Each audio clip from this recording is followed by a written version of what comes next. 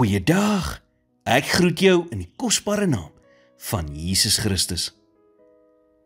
Net soos bome van tyd tot tyd gesnoei moet word om die dooie takke te verwyder, moet ek en jy op verskillende tye in verskillende areas van ons lewens gesnoei word.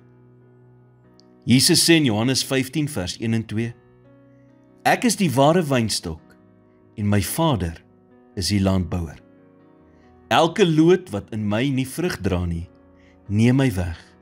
En elke loot wat vrug dra, die maak hy skoon, sodat dit meer vrug kan dra. Om gesnoei te word, is uiters belangrik vir ons om te kan groei in ons wandel met God.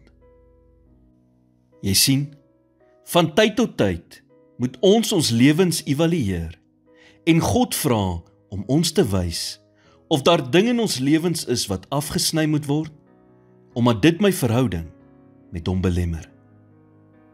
Vra jouself af, watter dooie takke in my lewe is ek besig om rond te sleep? Miskien is dit 'n slegte verhouding waarin jy is, of dalk 'n ou wond uit jou verlede wat jou weerhou om die lewe ten volle te geniet. Dit sou wonderlik gewees het as ons soms ons lewens kon sien vanuit God se oogpunt en om dan te kan sê, ja Here, kom ons raak ontslae van hierdie dooie tak. Maar baie keer is ons te bang om dit op te gee wat vir ons bekend is, vir iets wat ons nie kan insien of verstaan nie. Eintlik het ons net twee keuses.